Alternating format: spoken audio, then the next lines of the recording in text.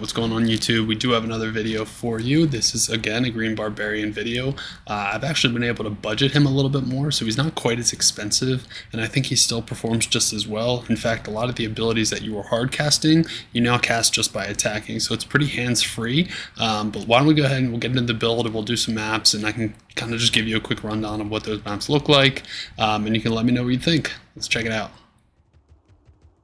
No.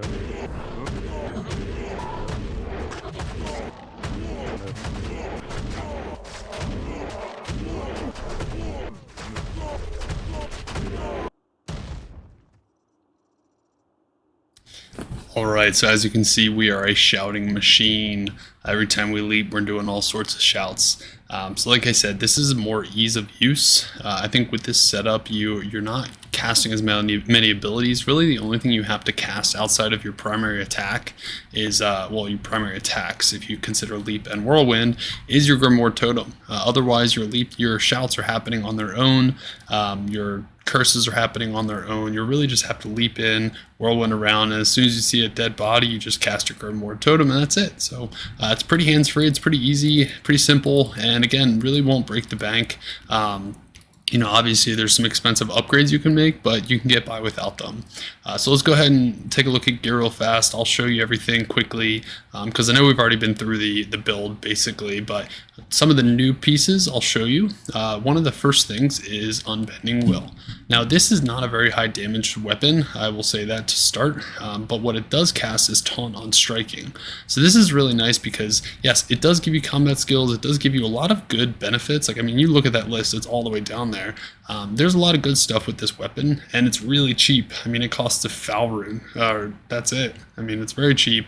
Again, there's going to be upgrades you can make after this, but in terms of ease of use and just getting this build up and running, this is really all you need for the weapon. And then on shield, Headhunter's Glory. I mean, obviously this is a big one with a big slam, but these already roll sockets, so you get a Headhunters with 2 to 3 sockets with a crappy slam. It'll cost you nothing, and then you throw some damage runes into it and you're good to go. Here, Maras, right, this is obviously a big Maras with DD slam, but again, any Maras will work. I think Maras is not necessary. I just wanted a little more res, a little more skills. You know, I think there's other options you can do here, specifically like a teleport AME, something to help reposition your mercenary, but for now I like Maras. You're welcome to choose something else. Cyclopean, here's where you're getting your battle cry on striking. It gives you better war cries, it gives you a little more faster leap, so that's actually kind of nice all around.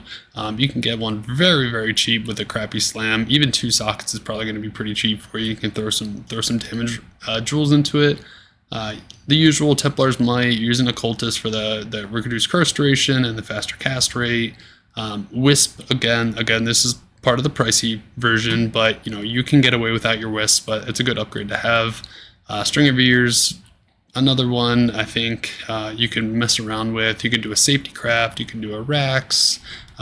You know, you can kind of mess around with what you want to put here. You can use Verdungos, you know, something that just gives you a little more survivability, I think is probably what you're going for. Ravenfrost for the CBF, you do need some mana steel, so you do have to kind of slam that.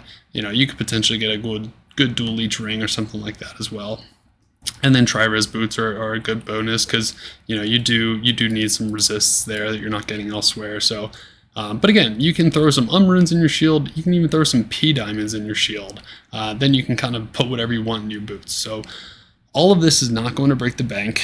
Again, you don't need the Wisp projector. Really, the big thing is the Templar's Might that you can use. But even then, it's just adding a little bit more damage to your mercenary. So again, not necessary. It does sort of make the Green Barbarian build. So you do want to have that. I mean, it's nice to have. And then, as you know, again, here we go, Headhunters, that's giving you amplified damage. You can also use a Vile Husk if you want to do some solo maps, do a little bit more damage. So you can throw that in there as well. But I like this just for a little bit more tankiness. And the resists are nice as well. Still using Warcry skillers, right? Again, obviously these are pluggy skillers, so they're going to be a lot better than what you're normally going to see. But any Warcry skiller is going to help. And here I just put a little for max damage on the AR. So your AR is kind of low, so you want to get some AR here. But you can mix and match. You can do some max damage Grand Charms here. But I mean, you're still a support mercenary or barbarian, so you know, I want to get some better Warcries. Torch Annie, of course, and then Grandfather's on swap for them big shouts. So that's the gear. Again, just really wanted to show you what changed. One thing I didn't do last time is show you what she looks like unbuffed. So here's her damage unbuffed, right? So that's nothing here. Now I'm going to show you what it does with shouts. So here's my shouts. She has 7.8k now. Here's Wisp, 8.2k, right? And then here's Grimoire Totem. Well, I should say that Grimoire Totem is done with my 2 grandfathers. So let me do a better Grimoire Totem. Excuse me. It's not going to be quite that high. It'll still be high, but not quite that high. Achilles, please. Thank you. There you go. 10.6. So she went from, what was it, like 6k to like 10.6k, right? You basically double her damage. So you can do a lot with her. That's pretty awesome. Stats and skills have not changed. So if you want to look at stats and skills, look at my last video. Again, you're really just maxing the support kind of stuff. You know, battle orders, battle command, Grim Ward.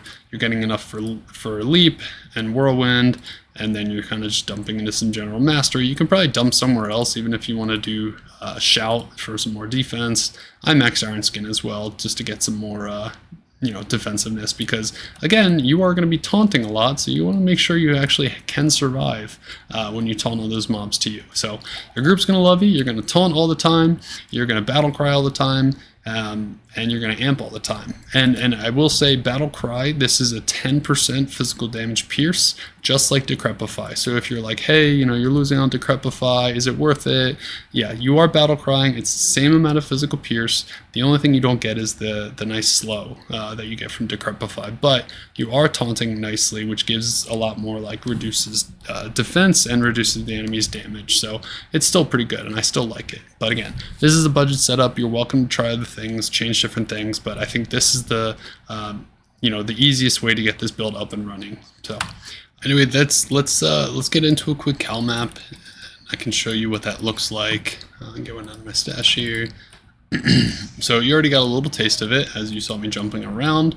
We'll get everything out, right? So you can kind of see, as soon as I jump in there, I'm just casting everything, right? And as soon as I see a dead body, I got my totem up. So she's doing 10k damage. I'm doing 7.2k. I will say the one thing about Unbending Will is it is very low damage, so that's something you have to consider. You're still staying alive, you're still mana stealing, life stealing just fine, and again, you're a support barbarian. She is doing your damage, so I don't think you need to worry too much about how much damage you're doing.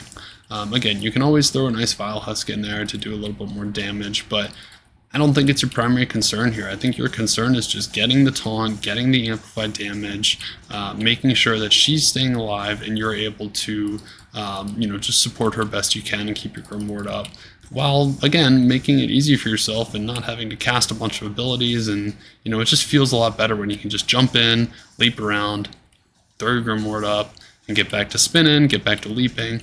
And you can do what you want, whether you want to leap, whether you want to spin. You can leap around if you want. If that's your playstyle and you just like to leap, you can do that, and she'll do all the damage, right? You're just sitting there casting your taunt, so the enemies are attacking you and not her.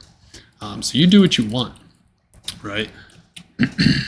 Again, you are gonna lose out on a little bit of boss damage by not having quite as much damage here, but the boss will die eventually. You just leap it up, get the shouts up, get the battle cry up, and it'll die. So yeah, that's pretty much it. I'm not going to show you the boss. I don't want to go too much into this video. I think that's all I really wanted to show you. So if you have any questions or any comments or things you think could make the build better, let me know. I think this is pretty cool how it looks. Again, this is a budget version, but I'm sort of feeling like this feels better. I mean, it feels better to play. You have all these shouts like at your disposal without even having to lift a finger and use them. I like it. I've been having fun with it. So again, let me know what you think. Hey, as always, if you like my videos, go ahead and go ahead and subscribe. Bottom right of your screen, I got a button there for you. Feel free to check out my other videos. I'll put the build guide, the kind of more in-depth with a little more explanation, in the description for this build. But if you have any requests or you want to see something else, please let me know. I'm happy to do these videos. But that's it, guys. Have a good rest of your day. See ya.